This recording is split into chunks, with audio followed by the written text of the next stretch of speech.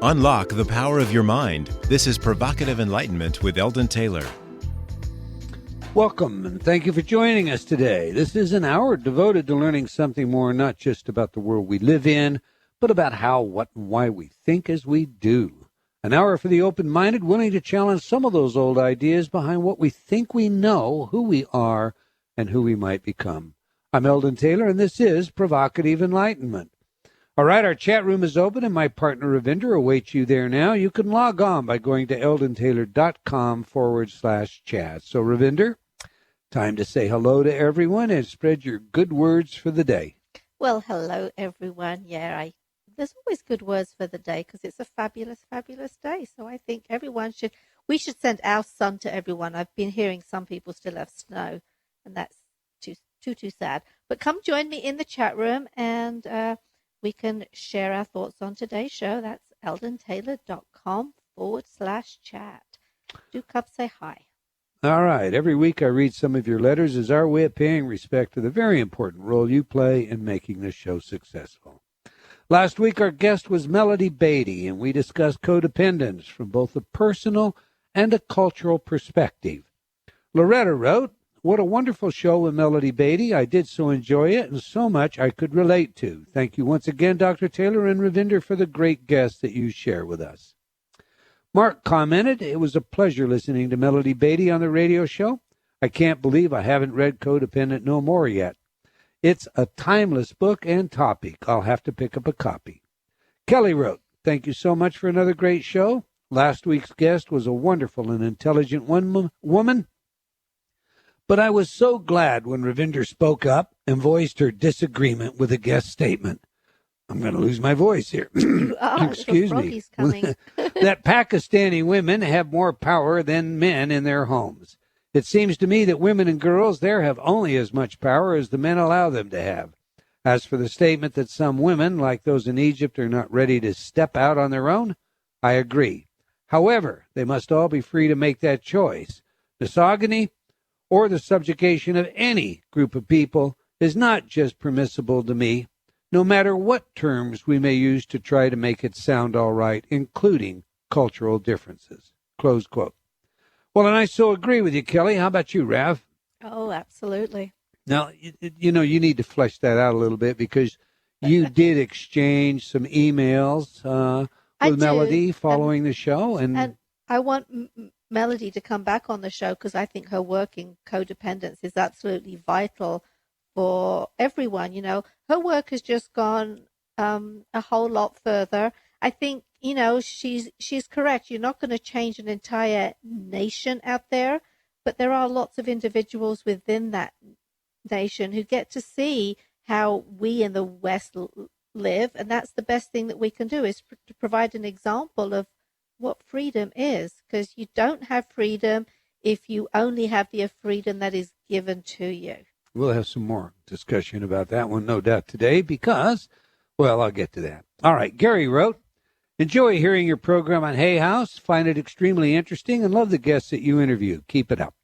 Janet wrote, "I want to express my gratitude for your free InterTalk program. I had downloaded it and was listening daily. It was very subtle and comforting. Then my computer had a tizzy and I lost everything. As I put it back together, things just haven't felt as right, and the only thing missing is the InterTalk downloads running in the background, so I am now adding them back to my life. Sometimes the depth of appreciation comes from a lack. Thank you so much, Eldon, and please thank your lovely wife. She is an inspiration for all. I enjoy your shows. Peace and blessings." Well, thank you, Janet, and for all of you out there, you should have seen Ravinder smile, by the way.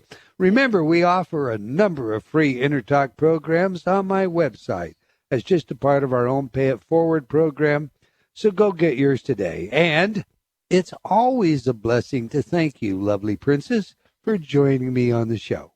Thank you, gorgeous. Now, it's Lisala, I think. I apologize if I'm saying your name incorrectly. She wrote, "Yes, your CDs actually work. Years ago, I used your money management CD, and I have saved money consistently since." I need you to play that. I'm teasing, of course. George. You're picking on me. No, George wrote, "I have been playing the Communicator CD in the background of my office for about a year and a half. I have noticed that I am able to communicate better and keep my composure during tense situations. Gwen wrote, I love your products. I have purchased several of them, and as soon as I get my website up, I plan to become an affiliate. I would recommend you to anyone. Well, thank you, Gwen, and we look forward to your affiliation. Daniel wrote, Eldon Taylor has changed my life. Just reading one of his books, Mind Programming, has had a sincere and profound influence on how I view me and the life around me. It has allowed me to start the process of untangling me from my fears locked deep within my subconscious. Many years with professionals and personal study has not come close to what Eldon Taylor enlightens us with. Well, thank you, Daniel. I'm truly honored by your words, sir. All right, that's all the time we're going to take for letters today, but I do invite you to opine by sending your email to eldon@eldontaylor.com or by joining me on Facebook. We can't get all of your letters on the air, but they do impact our programming, and once again, we both appreciate and thank you for your feedback and continued support. Now to today's show, the Overself Awakening. Overself. Now that's a word we don't hear too much of, even in ecclesiastical circles. Indeed, type it into Microsoft Word, and it is immediately marked in red, denoting, of course, misspelling. So what is the Overself?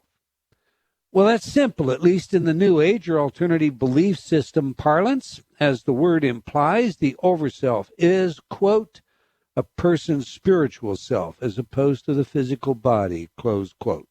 So it's not our oversoul, it's our overself. Perhaps we should ask our guest today what the difference is, if any. But before we get to our guest, let me set the stage some.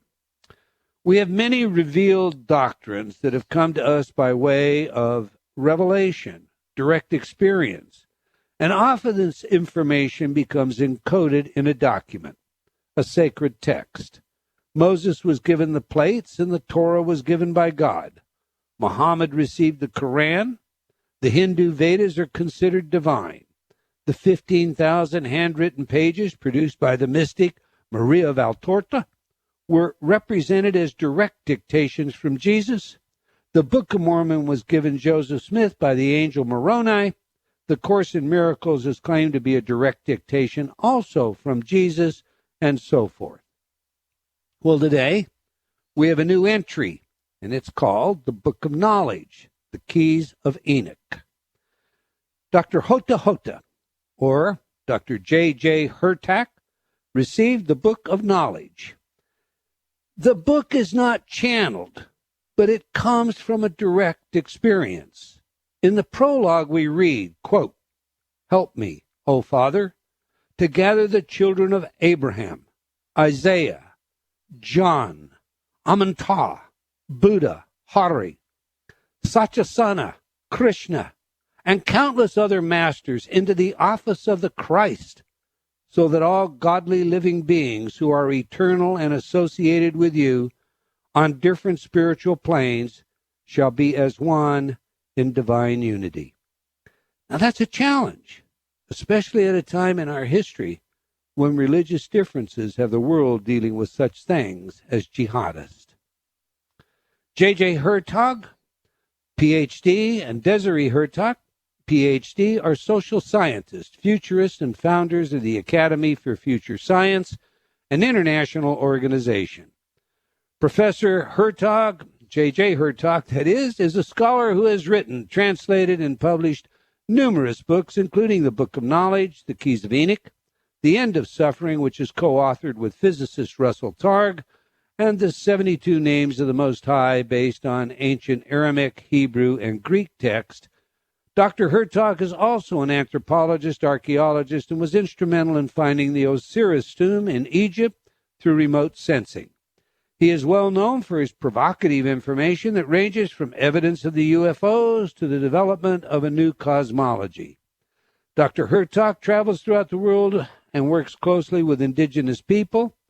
Dr. Desiree Hurtak is co-author with J.J. Hurtak of several books, including their latest book, and we'll be talking a lot about it today, entitled Overself Awakening. The Hurtaks have worked extensively in developing countries, including the archaeological sites of Giza and Yucatan. The work is to synthesize a social and philosophical understanding of the contact myths with an eye towards how they apply to the larger cosmic dimensions. Together in their work, they discuss the future model of science, the God code, our quantum mind, and our multidimensional nature. They insist that we are in a time of great changes as we come to the end of a quarantine period. We'll have to discuss that too. So let's get them in here and see if we can unpack some of these ideas in this hour. Welcome to Provocative Enlightenment, Doctors J.J. and Desiree Hurtak. Yes, good morning or good afternoon, wherever you are in the world. Eldon, we thank you very much for having us as participants in your great program, Reaching Around Mother Earth. Well, indeed, thank you very much. We're honored to have you. Now, for clarity, there may be times that I wish for one or the other of you to answer a question. So if it's all right with you, I'll address you as Dr. J.J. I understand you prefer that. And I'll address your wife, if I may, as Dr. Desiree. And that way I'll be able to direct a question or two at individuals. Will that work for you? Yeah, that's fine. But hi, and hi to your audience. But sometimes we just both answer, so feel free to just say, Well, that's great. And I've got many of them going that way, but there are a couple that I want to kind of isolate out here. So before we get fully into your message and your teachings, to introduce you to our audience, let's begin by having you, Dr. J.J., if we can, tell our audience of your original experience that led you to writing, the Book of Enoch, the Keys of Enoch, and then perhaps explain the introduction, where it is stated in a somewhat similar manner to that reported by Joseph Smith in the Mormon literature, and I quote, "While I was in the act of prayer, calling upon the name of the Father, asking to know the meaning of life and for what reason I was called into the world, my room suddenly became full of a different type of light." Close quote. Take it from there. Take it from the top is yes. Simply to say that in a sense of reaching out for answers to the universe and being somewhat perplexed by certain philosophical texts that I was teaching both in the traditions of the East and in the Near East as a young assistant professor at the university system here in California, I began to use the names of God and combined them in a very unique way. I had a background both in linguistics as well as music, and so I began to intone the names of God as we find them in the original Torah text. The sacred tetragrammaton? Yes, I began to use the names in terms of musical notations, and a morphogenic door energized before me, and I was surrounded by this great pillar of light with a beam that was so overwhelming that I really can't put this into conventional common language other than the fact that I was lifted up into another vibratory dimension. I call it a higher state of awareness. And in this consciousness experience, I was shown mental scenarios or mental pictures of the future, which then I put down in this book called The Keys of Enoch that basically is a blueprint of future evolution, showing certain areas of Mother Earth where we would find a connection with the past in terms of ancient civilizations that were around, that were connected with the divine experience, present situations of discovery in the worlds of science, particularly in genetics, biology, and what we now call zero-point energy, and future realities where we would be able to bring together both the scientific and the spiritual side of life so that we would basically graduate into a whole new reality. Now, the original Book of Enoch, which I think is dated around 160 B.C., for all intent and purposes, where it was embraced by the early leaders of the church, and I think it basically held canonical status, was later discredited and finally fell under ban by the church. Is the Book of Knowledge, the Keys of Enoch, related in any way to the original book? In the sense of the authorship coming from a higher source, which identified itself as Enoch, certainly an argument can be made that it is part of the same stream of consciousness. In other words, recognizing that there is a divine mind behind creation. And I agree that the early church fathers, Origen and Clement of Alexandria, in Egypt did accept it as canonical, along with some other writers, but at the councils of Nicaea and other councils, it was put aside as a book, that is to say, the original book of Enoch, as something that was too esoteric. Right, Eldon. So we feel that it is the same Enoch. It's not some modern Enoch or something like that he encountered, because in addition to Enoch, he also encountered in the higher dimensions that he was taken, the angel Metatron, which is also oftentimes associated with Enoch. But I have to say, one of the reasons that the Book of Enoch was taken out of circulation was exactly what you said, that it was only considered to be put into text form kind of closer to the time of Christ, yet it was supposed to be about really thousands of years before the time of Christ. And so when they don't have an actual author, they oftentimes would throw out those texts. They actually really have to ascribe an author to the original writing.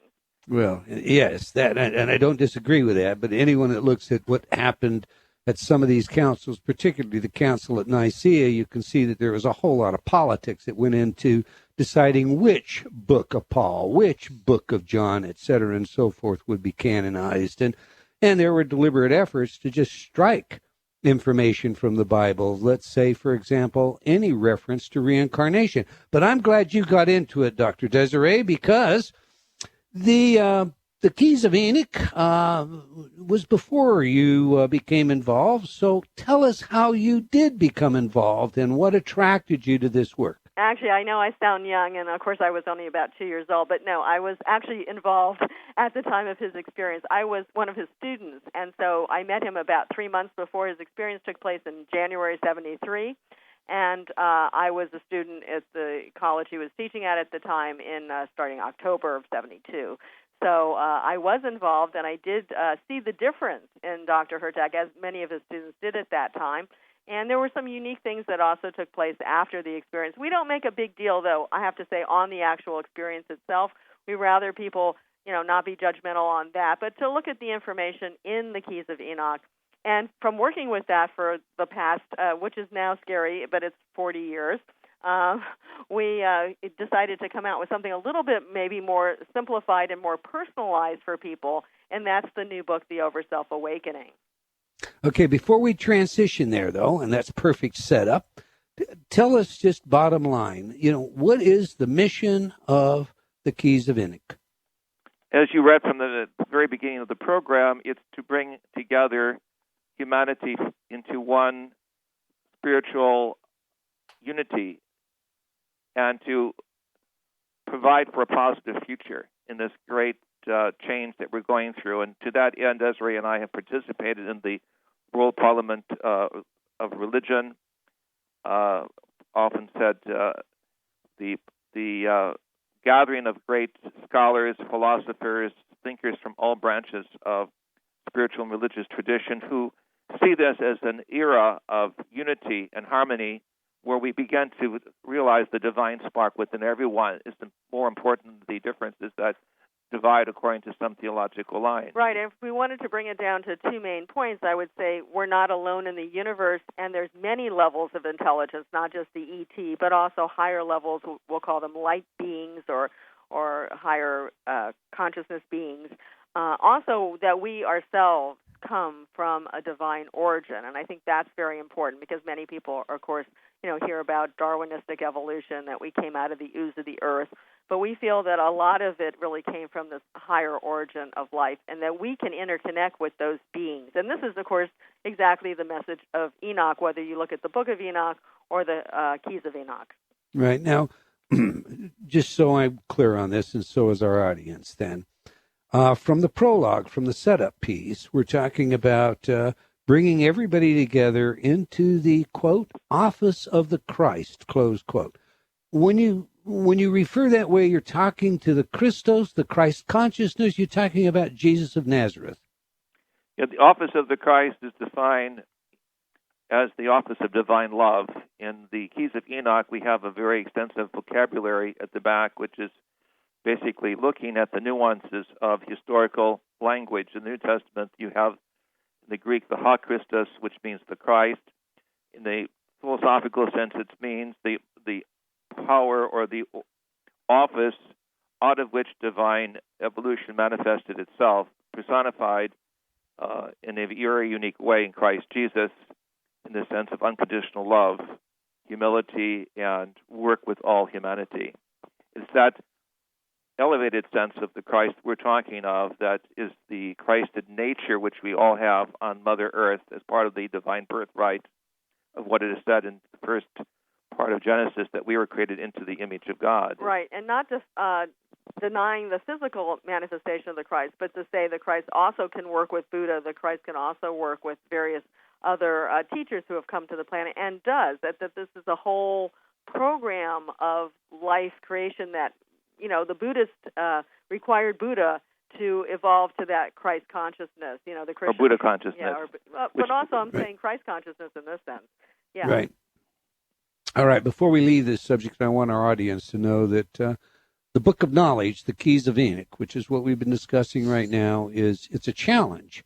But if you're a student of metaphysics, if you enjoy philosophy, religious history, religious comparative religion, it's a great book. Go get the book, read it. May not agree with everything, but it's a great book. All right, now let's go right now to the Overself Awakening, which is your new book. And in the setup piece, again, I discussed this some. I assume that you're referring to a person's higher self or spiritual self with the term overself, as opposed to, and I guess I would ask you, how do you set that apart from, say, oversoul? What's intended by the use of the word? Right. Well, actually, the Overself Awakening, the book, is based on the Keys of Enoch, and there's a definition in the back of the Keys of Enoch book on overself body. I think you probably had seen that. And it is the pre-existent higher body of light, which means we had a form before the manifestation into flesh down here. And it exists for spiritual, physical beings. So it not only is the oversoul, but it's also a higher soul. Kind of tends to be that which maybe animals have souls, rocks have souls in certain cosmologies. So soul is everything that brings life. And this is, in a sense, the higher self that is what we call soul spirit. And I know many people think that spirit is the same as soul, but we've defined it as separate, as different, as even a higher aspect to the being who has the spirit, connected a little bit with the power of the Holy Spirit, that there's that divine spirit connected with soul, and that would be the overself. Okay. Now, you're on record, both of you for that matter, as believing that there is a massive awakening happening now. What reasons do you have behind that conviction?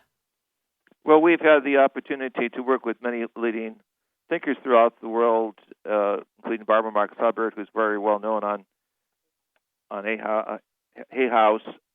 We recognize the consciousness shift taking place in our lectures throughout the world to thousands of people, particularly young people who realize something is changing in the way that we're looking at life. The environmental situation, the economic situation are just small aspects of what we recognize as a thrust of the inner psyche, the inner self, to look at the greater synthesis of what is possible and what is now appearing from the cosmic creation to our doorstep. And I have to say, if we can switch back and forth between books, because we often do that the Keys of Enoch said that we're in a time of preparation because, we have been quarantined. You mentioned that at the beginning of the program. We have been kind of protected that whatever happens here is all kind of somewhat of our own doing, not completely, but at a certain point, we're going to interconnect with other life forms. We're going to be consciously more aware. And Dr. Desiree, I'm going to have you hold that right there. We've got a hard break coming up. I don't want the computer to kick us out, miss anything of what you have to say. We're speaking with Drs. J.J. and Desiree Hurtak about the Keys of Enoch. If you're not already in our chat room, now's a great time to join in the conversation. We have a short film for you during the break featuring Dr. J.J. Hurtak. Just go to eldontaylor.com/chat. Now stay tuned. You don't want to miss what's coming up after a few words from some of our friends.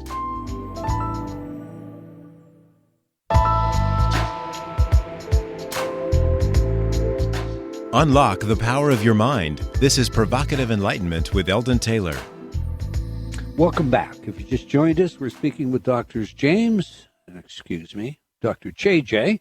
and Desiree Hurtak about the Oversoul Awakening. But before we get back to the show, I want to invite you to join me on Facebook. I post regularly everything from where I am and what's on next to the latest in science, technology, and consciousness studies, and from time to time, some of my own opinions about the world we live in. I also want to remind you to be sure and register to receive my free newsletter when you visit my site and get your free MP3.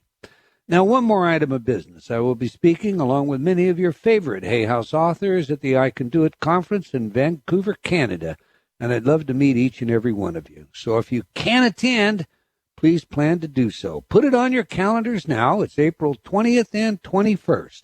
You can get all of the details at hayhouse.com. You can find them on my website as well.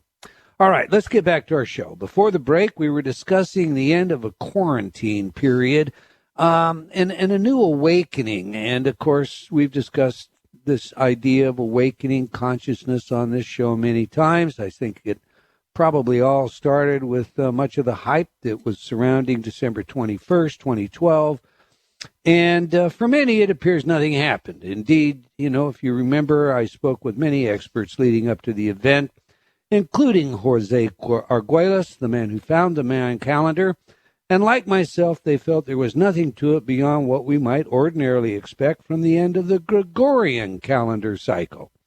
Now, some who insisted originally this was an eschatological event changed their initial stories, and it became a great awakening, even a so-called quickening event, something that seems quite convenient to folks, if you will, by the psychologist in me. So with that said, you have an opinion about the Mayan calendar, and I believe it differs from mine. Please share it with the audience.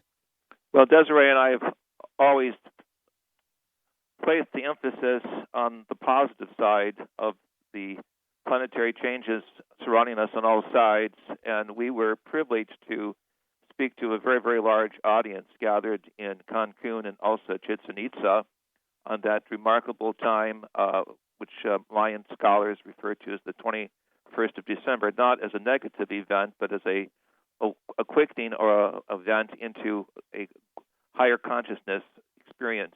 Right, Eldon. So we were all at Chichen Itza on December 21st, but we also promoted and it was the key players for an event that took place the 2 days afterwards called Beyond 2012. So that was our real thrust, is to say, let's move beyond what does that mean for everyone. So it's not that, we didn't expect in any way, shape, or form the end of the world, or we wouldn't have planned December 22nd and 23rd, our event. But we had some great people there and sharing their thoughts on the future of the planet, and I think that that's what's really important. It was also connected with the Shift Network, and we had many outstanding friends from all over the world convene, and we celebrated really the sense of unity with the Mayans, the Lacedemonian Indian people from Yucatan, and other people throughout the world, in recognizing that we have to get beyond what I would call this artificial reinterpretation of history that sort of locks us into events of nullification, neutralization, and negativity to one of exuberance, of rediscovery that we are interconnected with the much larger evolutionary plan called the Higher Evolution, the Keys of Enoch. We see this also in the work of scientists like Russell Targ, Elizabeth Rauscher, who are interested in remote viewing, remote sensing, all of this paranormal, paraphysical reality that's hitting us from all directions. So we see this as an opportunity to share a higher story, and that's what we did.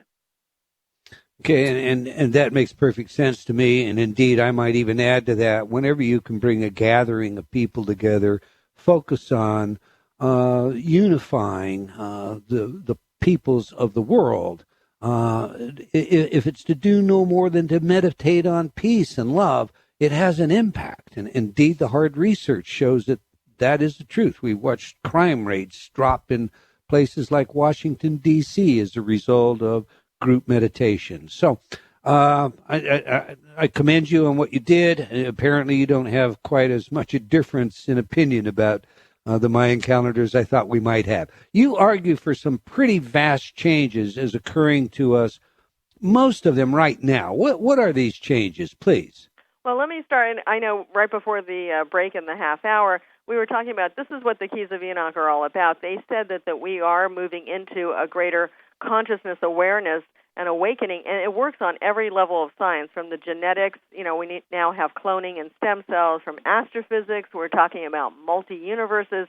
And from archaeology, we're looking at, the first hominids being 7.2 or million years ago, and also the possibility of pyramids around the world, and also the possibility of life being in the New World of man, which say man being in the New World much earlier than Christopher Columbus and a few Indians. So this is the year of connecting the dots, and this is what the work of the Academy is, to go out into archaeology, geology, astrophysics, space law, medicine, music, and see how all of this connects, not just to talk about this in a metaphor, but actually to go out and do the field research and bring it together. Okay, when you bring it all together, what do you see globally happening? We see people throughout the world, particularly young people at various universities, looking for a consciousness cosmology, a tie-in of how a changing world, a world where we are looking at non-renewable resources diminishing, where we're looking at the sliding scale of values in some areas of just the economic gameplay, make us realize that we must have a grassroots evolution revolution towards something that is more beneficial for the human race. And this is a time that I'd like to announce that we have this wonderful film called Wisdom of the Wayshowers,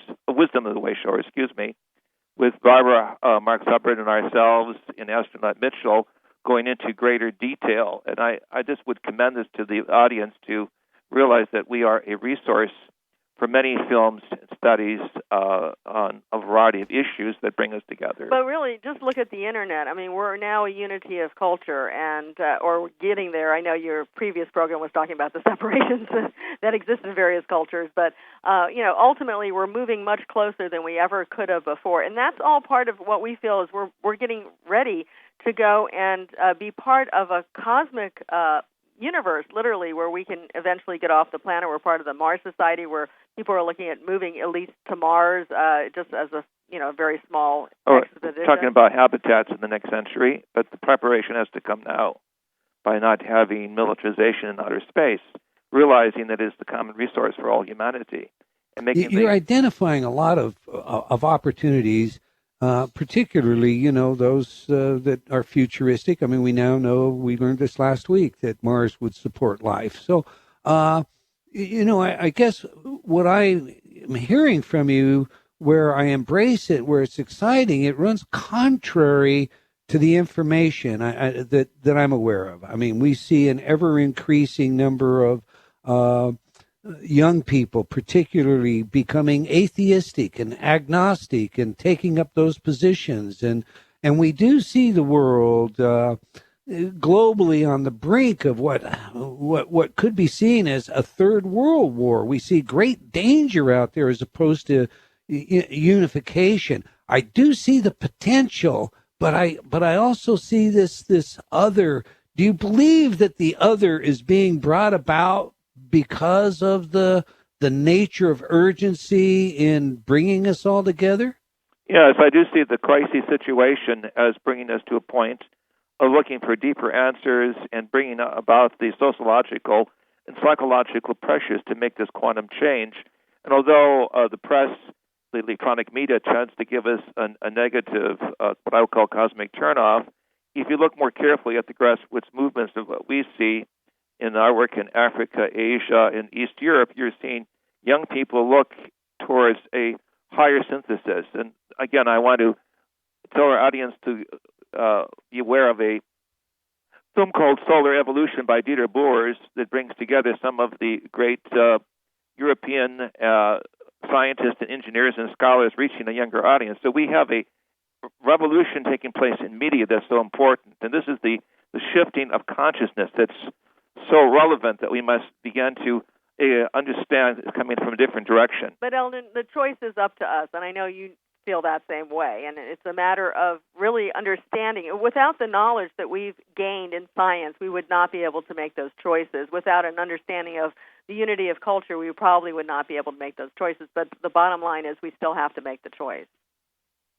Yeah, and it's an important choice the world is facing in the next few years. You also speak about higher states of consciousness in your book, and the equivalent to enlightenment or nirvana. I mean, let me say that differently. When I read about the higher states, it would appear to me that you're equating them with the Buddhist, Hinduist notion of nirvana. Is that right or wrong?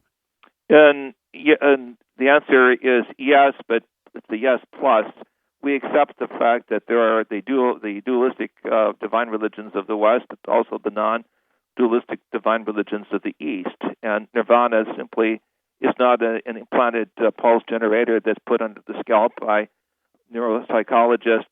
It's not a state of excellence only for those of one religious tradition. It's an acceleration of consciousness into a state of realizing that we are multidimensional, non-local beings working with the divine experience on all levels. And since we're the Academy for Future Science, we've worked with people and done some ourselves of remote viewing, and this is the ability, like Russell Targ had started with Hal Puthoff, to look and be here like in California, or I think you're in Washington, and see something that's over in Europe or see something that's in Africa and actually instantaneously be there.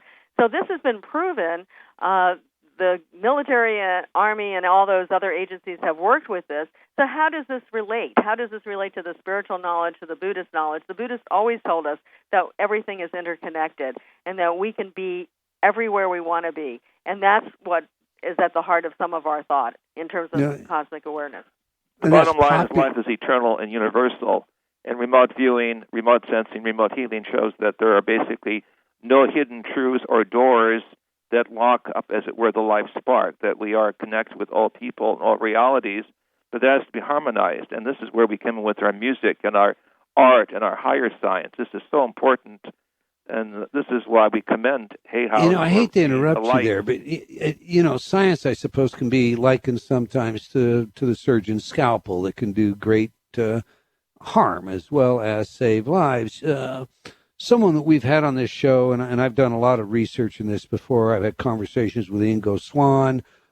Major Ed Dames headed the SRA research for our government, and in fact was twice decorated for work that was carried out by remote viewers under SRA, where Puthoff did some of his initial work. And Ingo was the star. I'm sure you know that. He's the guy that never missed. And according to Dames... He illustrated the cover of the book that we did with Russell Targ.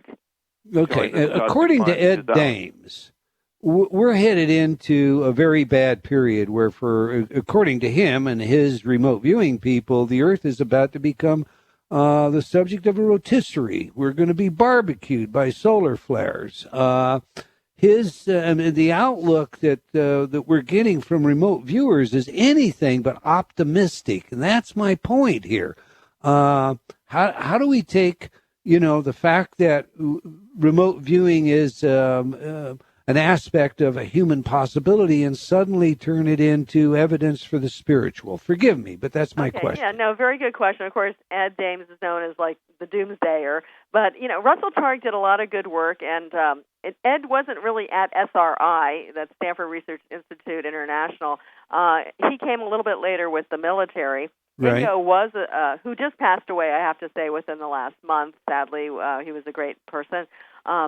He also was kind of a little bit feeling all the energies and realizing the planet isn't really moving into an upward spiral. That was what he was tapping into. What Russell has determined is really, and he's done this study on precognition, you can only predict about 2 to 3 weeks out to be really, really accurate. And then other possible, we could say, quantum realities take place. So we all have the ability to change those futures. We have a great friend, Credo Mutua, who's a Zulu shaman, and he says prophecy is really only to tell us warning signs and then to make the difference. And, of course, you know the scroll of Jonah, which I often quote. You know, God said Nineveh was going to be destroyed. They changed. Nineveh wasn't destroyed. Of course, Jonah looked like the idiot.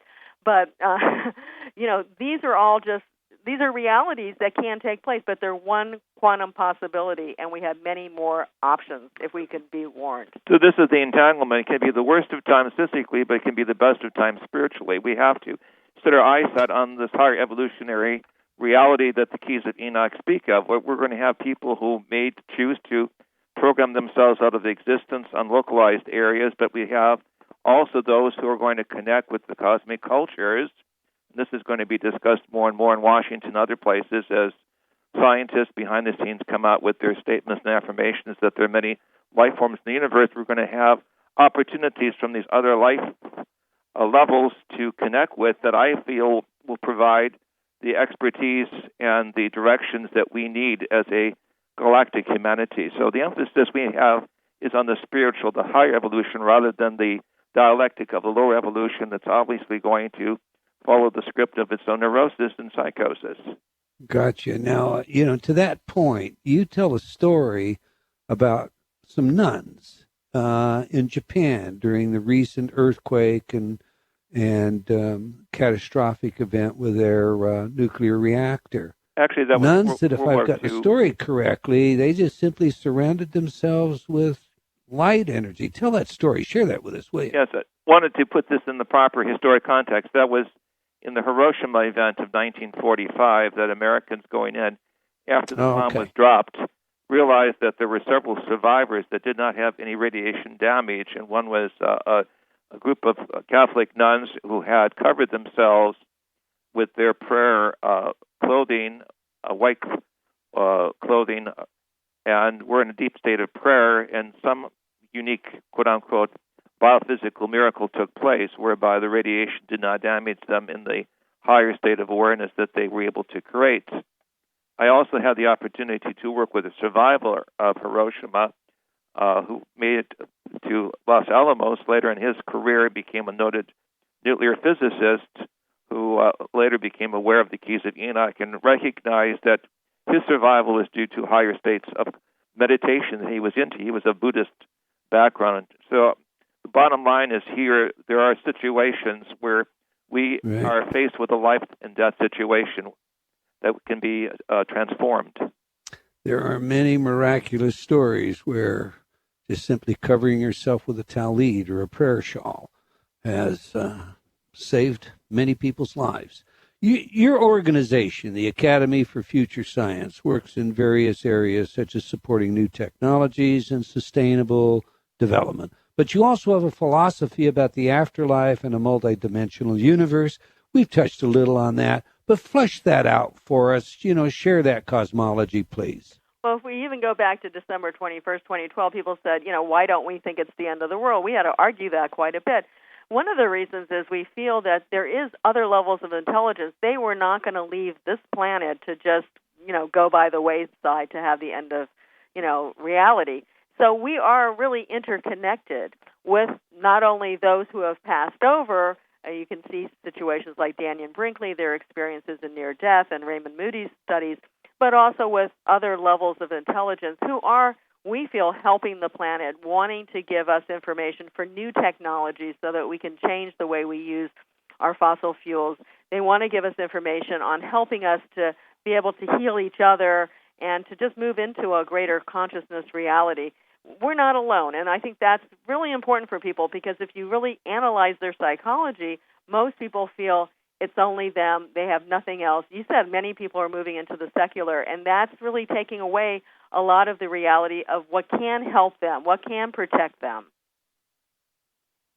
I agree totally. I think this whole movement of secular humanism is eroding the very fiber of what this has made this nation great and what is a great promise for the world. But that's a whole other subject that we could spend the whole show on, and I don't want to. You've mentioned some resources, and I want to make sure that our audience understands this. We've still got about 5 minutes, but before I get into the next couple of questions, let everybody know where your websites are, where they can obtain these resources, how you can direct them to the films that you've talked about, your books, and more information, please. Right, thank you. Well, our main website is keysofenoch.org, and we also have Facebook as well. And we also divide that into other websites. We have healtheplanet.org. We feel that's really important if people are having, if there's personal issues of health, they can put their prayers out there or prayers for others out there, only ask for first names, not last names,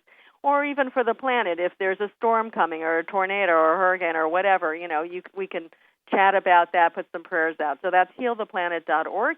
And then we have futurescience.org, and that is some of the science. I think some similar things to what you're doing, the uniqueness of the scientific discoveries that are coming almost daily. It's amazing.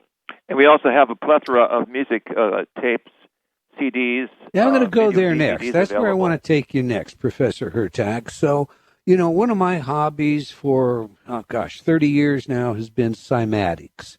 We can take music and we can look at it visually today, and we can see, how it is either organic or inorganic. And, many, many years ago, I was involved in research where we looked at the influence of music on how how chickens gave eggs or how cows gave milk.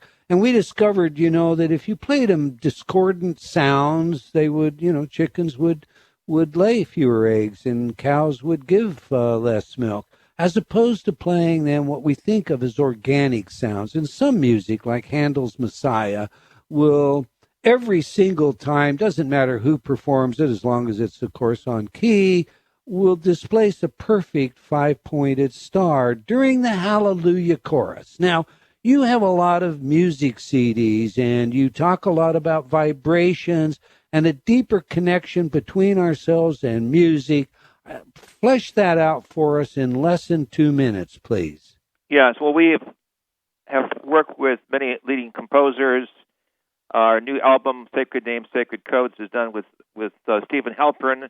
We recommend it. It is based upon the Hebrew-Aramaic use of language, but more to the point, our use of music is also connected with sacred geometry and meditation exercises. And this is the thrill of the new book, The Overself Awakening. It's based upon what we call cosmograms or cosmic pictures of realizing that we are musical energy, and we are able to transform ourselves into what the keys of Enoch call an antenna, cosmic antenna, of broadcasting music and receiving music that oscillates the DNA, every particle of our body, into a musical harmonic that can sustain, can evolve, can expand consciousness. Right, and so music is the key to vibration. We find it in atoms and all parts of the resonance of the earth. So we need, and it can be healing, and that's very important, I think, for the individual.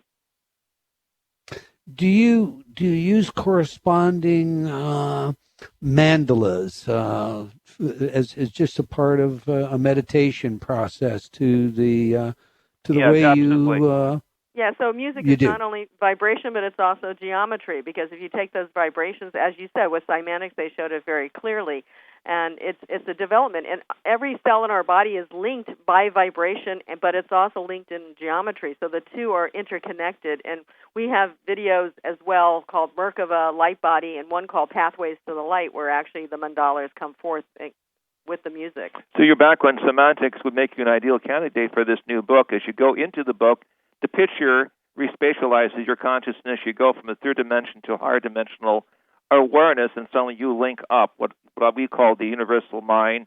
You experience the fact of universal love, unconditional love, but also a sense of humility and the awesomeness of creation. And that's really the thrust of our work throughout the world. We're out of time, Professor. I love your new book, The Overself Awakening. I love the permutations, what you've done with Yod-Heh-Vav-Heh. It's challenging work, and it is definitely worth the investment. I would recommend it to everyone.